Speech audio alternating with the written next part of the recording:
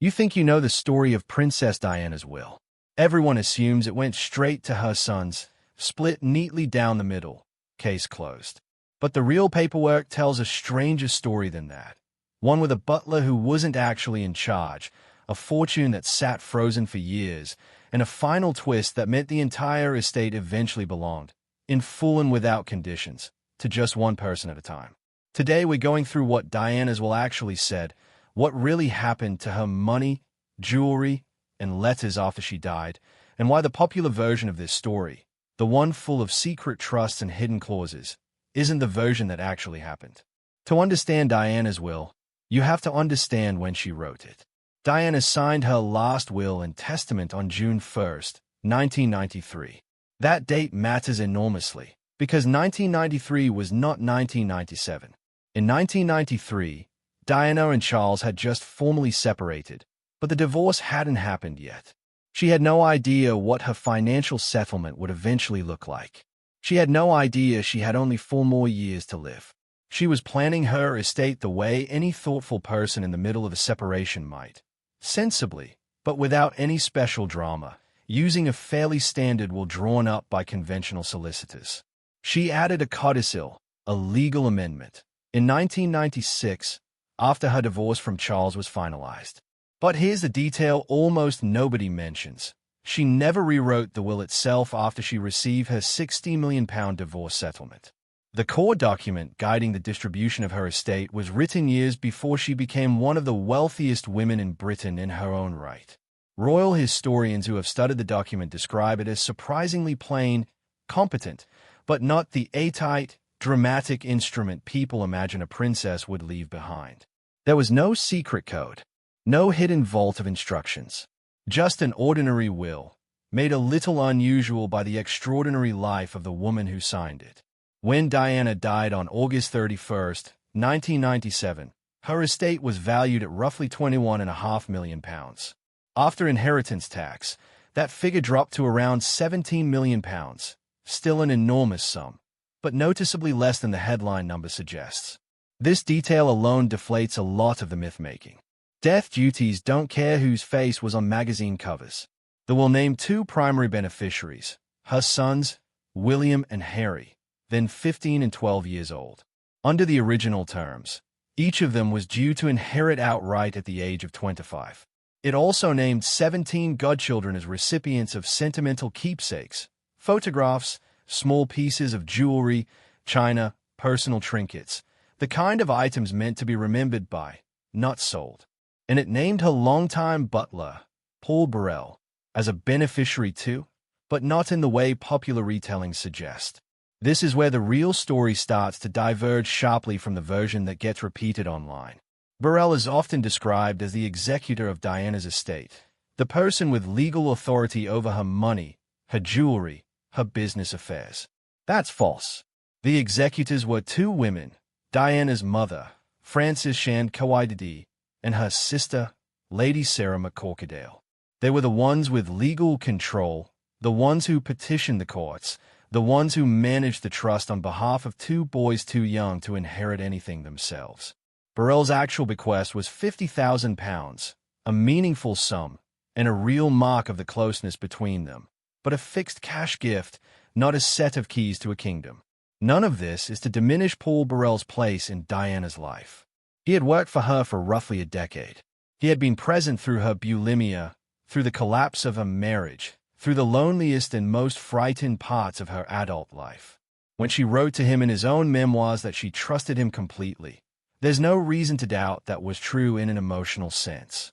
But trust and legal authority are 2 very different things, and conflating them is exactly how a modest, human detail, a devoted butler receiving a generous parting gift, gets inflated into a conspiracy about secret control of a royal fortune. The 2002 trial, where Burrell stood accused of taking hundreds of items belonging to Diana's estate without authorization, actually proves the opposite of what the myth suggests.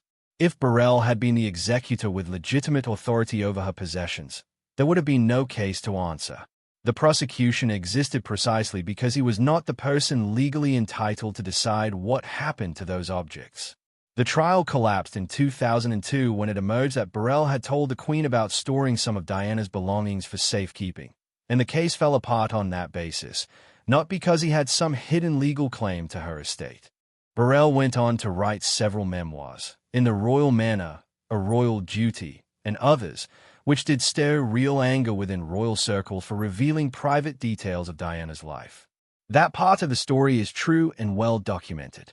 But writing tell-all books is not the same thing as legally controlling a fortune, and it's worth being precise about which one actually happened.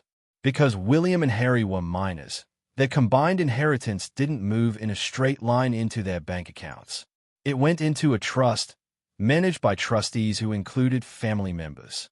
And here's a detail that rarely makes it into the dramatic retellings. The executors went back to court and successfully petitioned to change the terms of the will itself. Instead of the boys receiving full, unrestricted access to their inheritance at 25, as Diana had originally specified, the court approved a delay. Full control would now come at 30. Income could still be released earlier at the trustee's discretion, for education, housing, ordinary needs. But the bulk of the capital sat protected, growing conservatively, for years longer than Diana had planned. By the time each brother received his share outright, William in 2012, Harry in 2014, what had started as roughly £6.5 million apiece had grown to somewhere around £10 million each, largely through careful, unglamorous investment management rather than any dramatic financial maneuvering. There's no secret account here, no offshore structure, no hidden clause diverting funds toward political causes. Just patient trustees doing the quiet, procedural work that estate law requires, for over a decade, largely out of public view. This is, in its own way, the real twist in Diana's will. Not a secret shadow account, not a hidden benefactor nobody saw coming. The actual surprise is how ordinary the mechanics were, how much of what happened to her estate ran through conventional trust law, court petitions, and years of unremarkable compounding growth, completely detached from the tabloid drama swirling around her sons in the meantime. Diana's personal possessions became their own complicated story, separate from the cash and investments.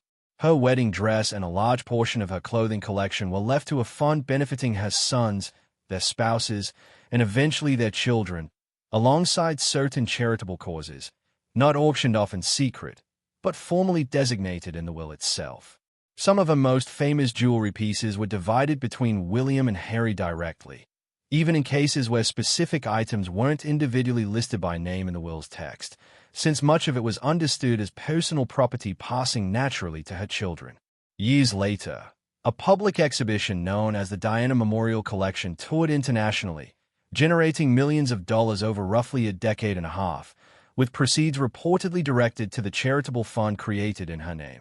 There have been disputes over exactly how much that collection actually raised compared to what was publicly reported, the kind of ordinary financial disagreement that follows almost any large celebrity estate, but that's a far cry from a secret trust funding anti-monarchy political movements.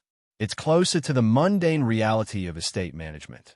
Disagreements over valuations, disagreements over what counts as proceeds, disagreements over who gets to speak for a dead woman's wishes. One detail consistently trips people up.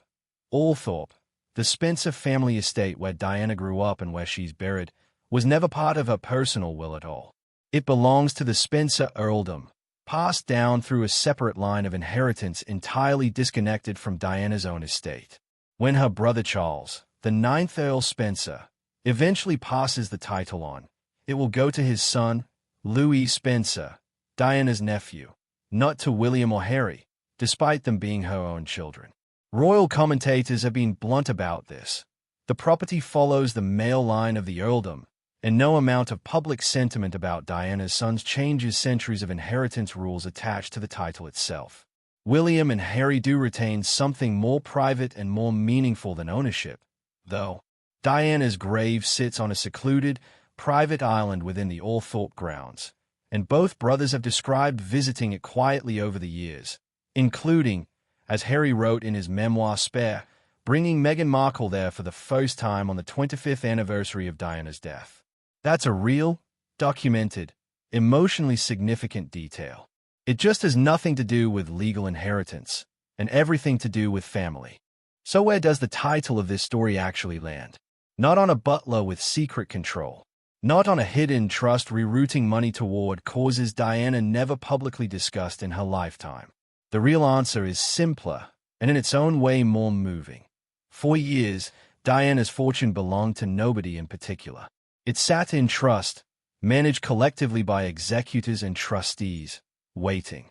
Then, on two separate birthdays 8 years apart, that waiting ended, first for William in 2012, then for Harry in 2014. And in each case, the entire remaining share of what their mother had built and left behind became the outright, unconditional property of one single person. No trustees, no court oversight, no conditions, just William, alone, in full control of his half. Then, 2 years later, Harry, alone, in full control of his. That's the actual twist hiding inside a story that's been buried under decades of embellishment.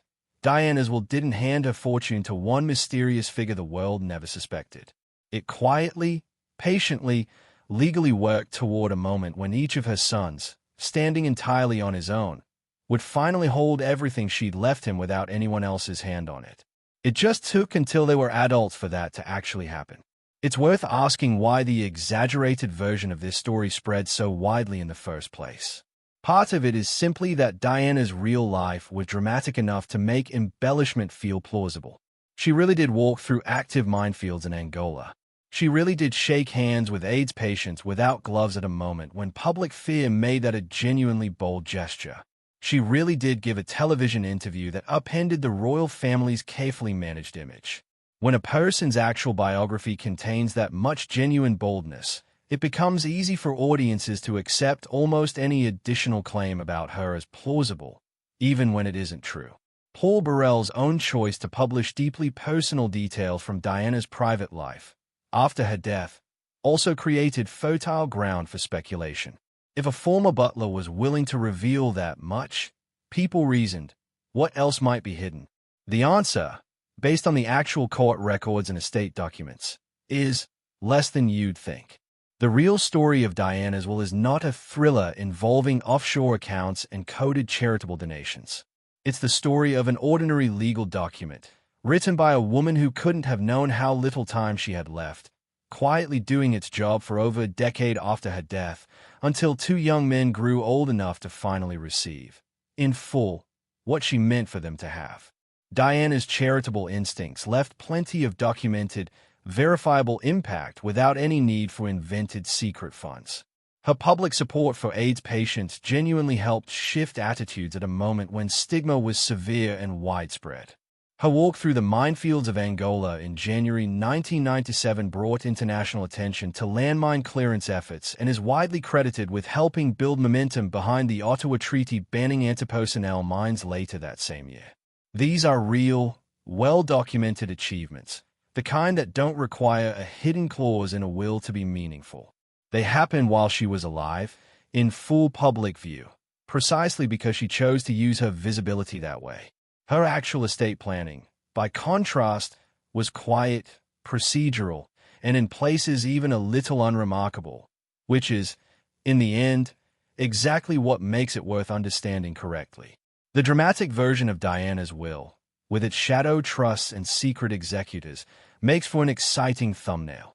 But the real version says something arguably more honest about who she was. A mother who, even without knowing how little time remained, tried to build ordinary protections for her sons using the ordinary tools available to her. Protections that, imperfectly and slowly, eventually did exactly what she hoped, delivering each of her sons,